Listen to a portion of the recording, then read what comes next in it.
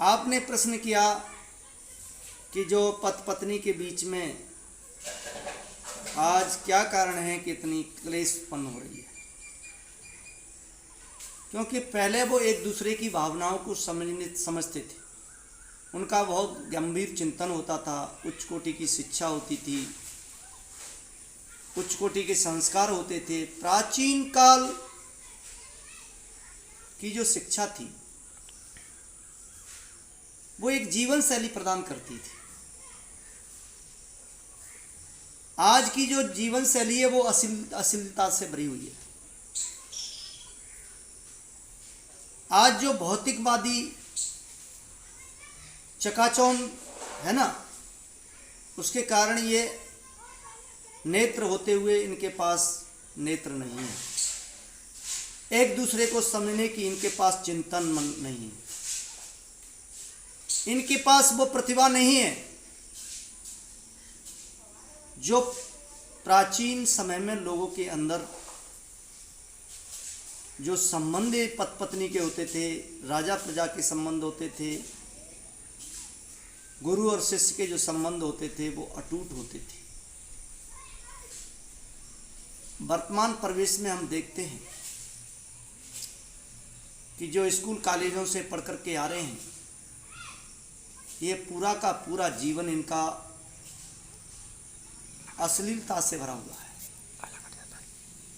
अनैतिकता से भरा हुआ है, अशिष्टता से भरा हुआ है, असभ्यता से भरा हुआ है और मन में पाप छिपा रहता है इनकी। वहां त्याग की कोई बात समझते ही नहीं। अगर उन्होंने ये समझा होता कि परमपिता परमात्मा उसी को समस्त ऐश्वर्यों को प्रदान करते हैं जिनके पुण्य अधिक होते हैं। अरे ये आपको मानव का शरीर मिला तो जब इसीलिए तो मिला कि आपने पुण्य अधिक किए थे, पाप कम रह गए तो मनुष्य जीवन प्राप्त होता है। पहले ये भावनाएं होती थी हमारे संस्कारों में, शिक्षा में, हमको विद्यार्थियों को, छात्रों को, छात्राओं को ये पढ़ाया जाता था। उनके अंदर कूट कूट करके संस्कार भरे जाते थे कि हमारा जो जीवन है ये नेचुरल है, प्राकृतिक है और ये कृत्रिम नहीं है, ये ईश्वर के द्वारा ये रचना है। इस रचना को देख करके रचनाकार की याद आनी चाहिए। वो रचनाकार कितना दिव्य होगा। परमात्मा ने ये, कुछ लोग कहते हैं ये स्वाभाविक है, अपने आप है, ये बिल्कुल मिथ्यावादी सोच है। संसार में अपने आप कुछ भी नहीं है। अगर ये अपने आप होता तो किसी के ये दांत हैं, उनकी लंबाई कितनी है, अधिक से अधिक इतनी, किसी की इतनी होती, किसी की इतनी होती, किसी की 1 मीटर होती, किसी की 10 मीटर होती। मनुष्य की अधिक से अधिक लंबाई कितनी है? अरे 6 फीट, 7 फीट, अधिक से अधिक 8 फीट। इससे अधिक संसार में किसी मनुष्य की नहीं होती है। अगर ये अपने आप होती तो कोई बहुत लंबा होता, 200 फीट होता, सारी इंजीनियरिंग अभियांत्रिकी निष्फल हो जाती।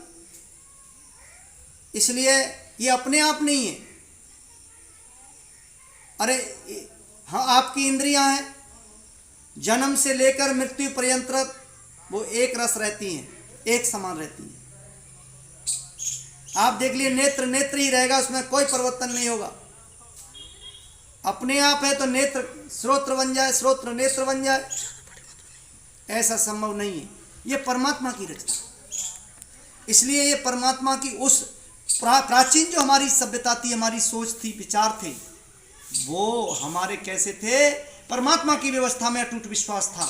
इसलिए वो एक दूसरे पर अटूट विश्वास करते थे, एक दूसरे के त्याग पूर्वक जीवन जीते थे।